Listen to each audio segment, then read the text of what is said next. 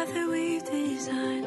I'd do it a million times with you and never get tired. You're my piece of heaven on earth. Oh, you make it all worth it. You're the reason I keep hitting snooze just to stay next to you. Over and over and over again. Over and over again. 今次咧帶大家嚟到咧20週年咧紀念版嘅 Seven Bridges Walk， 由澳洲嘅 Cancer Council 主辦嘅步行籌款，全程咧總共28個 km。參與今次活動嘅朋友仔咧，需要咧完成行7條橋啦，同埋經過6個 villages 嘅。大家可以選擇咧由唔同嘅 village 開始行，係一個 loop track 嚟嘅。最早咧可以選擇咧7點鐘咧喺 village 度出發，下午4點半之前咧就要完成28個 km 啦。我哋今次咧就選擇咗咧喺 Milson Point Village 嗰度出發，5點鐘咧就要起身準備㗎啦，7點鐘咧就開始步行籌款啦。6點45分咧就已經咧到達咧起步點，對完資料咧攞咗個地圖之後咧，大家都準備好出發啦。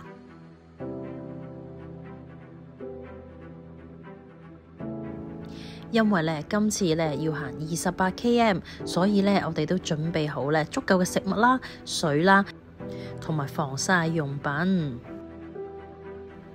雖然咧行橋嗰日咧係陰陰天，不過千祈唔好睇少咧澳洲嘅紫外線啊，所以就算係陰天咧都必須咧搽一啲咧太陽油保護自己。經過第一個 village 咧，當然要打下卡先啦。因為呢一個咧係個 loop track， 所以咧最後咧我哋都會翻嚟咧 Milson Point 呢個 village 咧嗰度完成嘅。一行人一齊行咧，個個都精神爽利啊，志氣激昂。喺 Milson Point 出發咧，第一條咧會經過嘅橋咧就係咧 Sydney Harbour Bridge 啦。喺2025年呢，今次咧嘅 Seven Bridges Walk 咧，總共有15000人參與，善款嘅數字咧亦都創新高，高達咧2個 million 嘅 Australian dollars。所有嘅善款咧將會咧撥捐去咧 Cancer Council 嘅慈善基金會啦，幫助一啲咧受癌症咧折磨嘅病人啦，或者咧其家屬。善款呢有部分呢亦都咧撥捐呢去支持咧醫學研究。正所謂施比受更為有福，我哋帶埋 Jeremy 咧身體力行呢一齊去支持今次嘅步行籌款。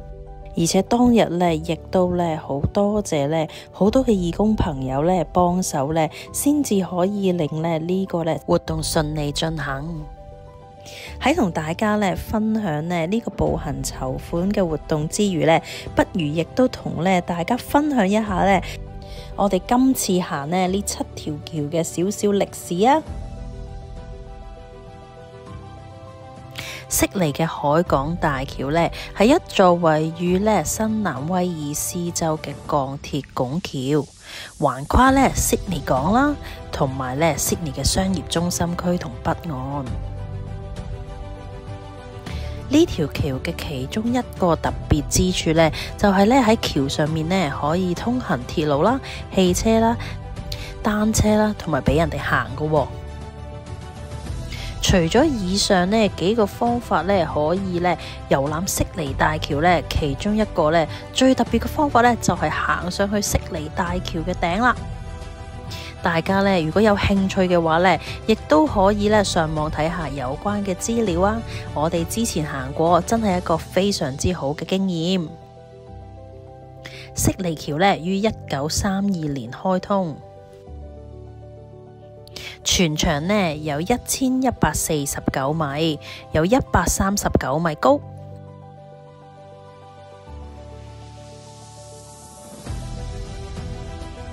除咗咧行橋之外咧，相信咧喺悉尼橋咧放煙花咧，亦都係其中一個咧世界有名嘅項目。到咗 New Year's Eve 咧，有好多遊客咧都為咗呢個煙花慕名而嚟。其中一個最出名嘅煙花效果咧，當然咧就係咧瀑布啦。嗰啲煙花咧會喺悉尼橋嘅下方咧，好似瀑布咁樣咧流入海中。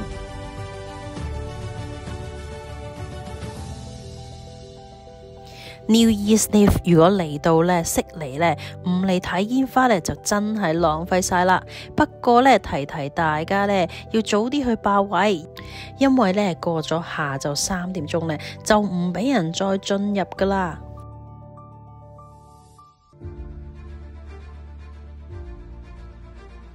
好啦，講返今次嘅步行籌款先。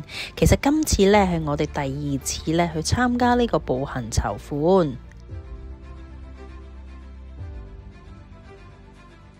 因為上次咧係第一次參加，亦都咧冇咁嘅體力咧去行晒咧7條橋同埋6個 villages， 所以咧上次咧只係完成咗3條橋啫。今次我哋嘅目標咧就係要完成咧7條橋同埋咧6個 villages。步行籌款嗰日咧，天氣咧雖然唔係陽光好猛烈，但係其實咁嘅天氣咧最適合行橋啦。因為如果咧太熱嘅話咧，體力咧好快就會透支噶啦。有少少風啦，亦都有個藍天，所以咧都好好行。今次嘅步行籌款呢，大概有15000人參加，咁大家咧可以選擇咧喺自己中意嘅 village 開始出發。今次我哋選擇 Milson Point 呢，係因為之後早咧望出去咧見到歌劇院呢，同埋咧悉尼橋嘅景色係最靚嘅。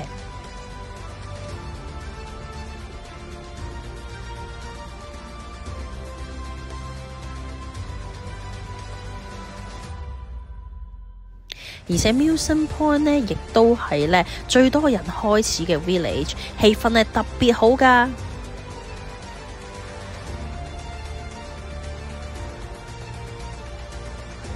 大家咧都跟我哋一齊步行，沿路咧欣賞下咧咁靚嘅景色啊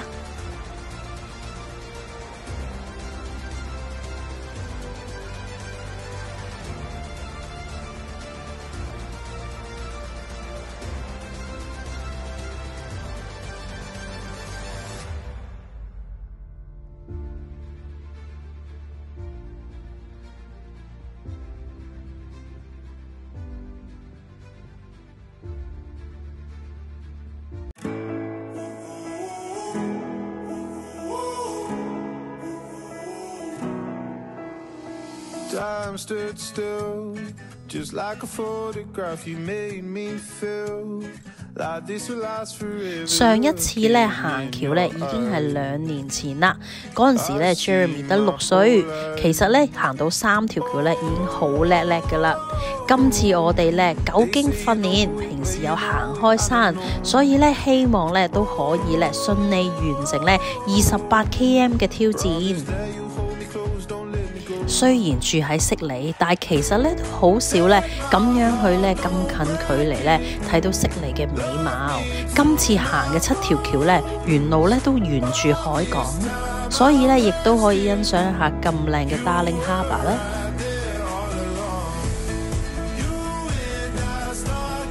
喺出發之前呢，睇天氣報告咧，當日咧係多雲有雨嘅，但係意想不到地咧開始行嘅時候咧，天氣咧係咁正喎。我哋咧都帶備咧雨褸，以備不時之需。如果真係落起雨上嚟咧，都咧可以咧用雨褸咧去遮擋雨水。喺未行到第2條橋之前呢，不如咧叫 Jeremy 同我哋分享下咧佢今次嘅行橋小經驗啊。Jeremy, do you know why we're walking for this fundraising? For supporting different types of people with cancer. How do you feel about the 7 Bridges walk? It was worth it. because we can raise money for the people who need it. Compared to the first time you walked the 7 Bridges Walk 2 years ago, how do you feel now? Now it was way faster because I've experienced it before. Now I know the roads. Which part is the highlight of your day?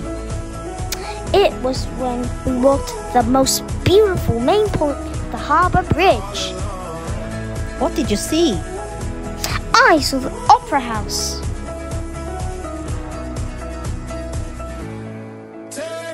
So which part is the most challenging one? When you had to walk the Pyra Mount, it goes up and down and has very steep hills.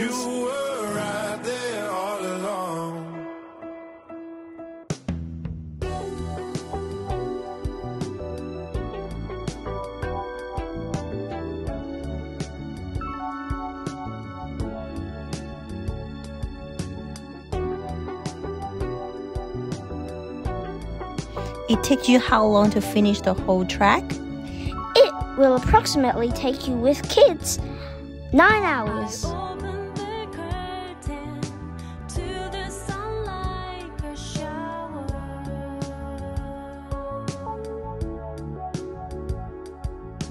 Hummingbirds are singing their happy hours are whirling. What kept you to keep walking and didn't give up? Never what? Never give up! I've been down your seas beside pink yellow begonia. Everything as I planned, and I say good morning to a mailman, and he says it's such a nice day. Here's your letter, I say. Yes, a great spring day can hope for better. What a wonderful way to start a holiday. I thank to nature's good way.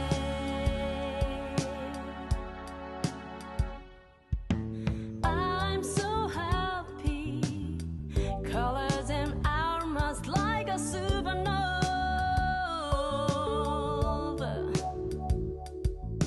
Maria, my dear, puppy is jumping. 哇，咁快呢，就到咗第二條橋啦。第二條橋呢，就係叫做 Pyrmont Bridge。顧名思義呢，呢條 bridge 梗係喺 Pyrmont 啦。Pyrmont Bridge 呢係世界上呢現存呢最古老嘅電動搖橋之一。呢一條橋呢係建於1902年，取代咗呢喺1857年開始營運嘅第一條 Pyrmont Bridge。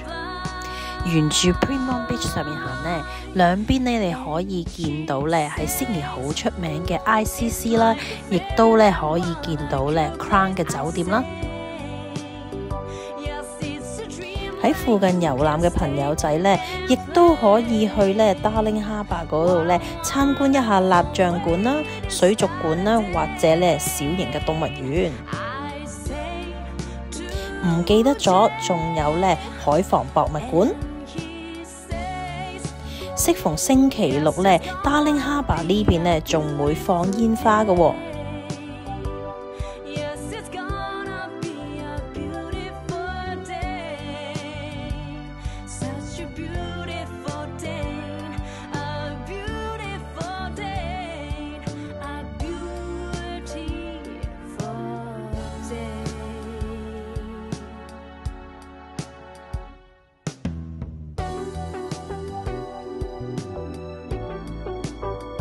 今次咧大會咧就安排咗咧 digital stamp 俾我哋咧，可以用咧 QR code 咧去儲齊咧7個 bridges 嘅印啦，或者6個 villages 嘅印。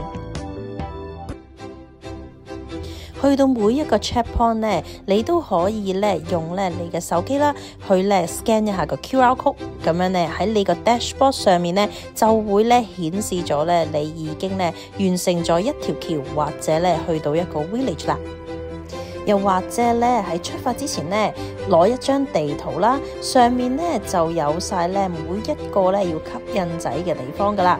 記住啊，儲齊印仔，最後先至可以攞獎牌噶。所以咧一見到呢啲 booth 咧，大家咧都事不宜遲，攞住咧小地圖咧去吸印蓋章啦。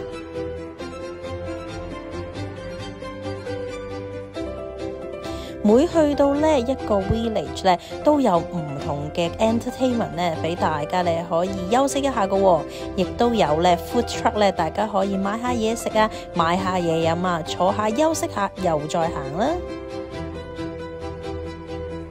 仲有當然咧唔少得咧打卡熱點啦，每去到咧一個咧 village， 我哋一定咧打一打卡，記錄一下咧已經行咗咧幾多公里。見到當日咧參與步行籌款咧，亦都有好多唔同嘅團體，着住咧佢哋特製嘅衫，一齊咧去支持有需要嘅人。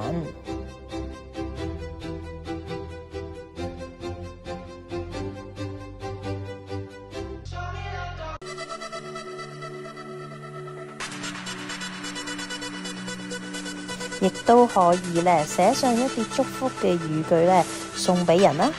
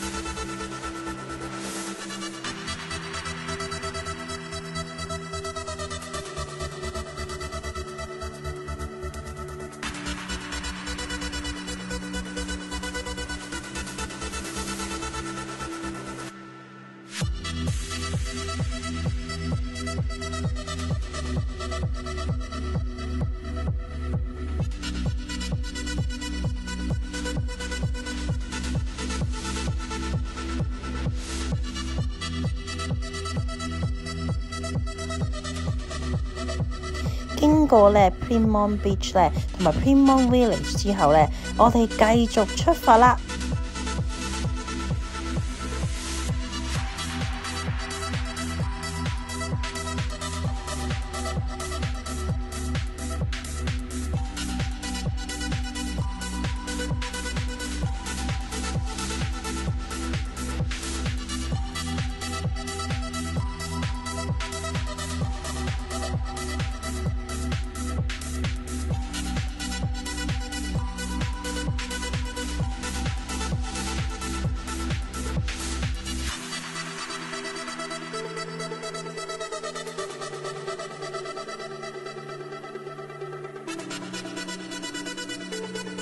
而家澳洲咧，正咧就係夏季，所以最出名咧就係呢啲紫螢花啦。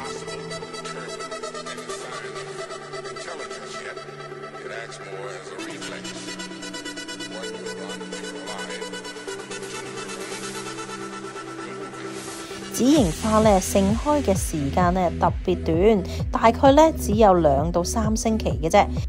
如果大家咧都喺 Sydney 附近咧見到呢啲紫螢花，不妨咧打卡影下相，因為咧真係好靚啊！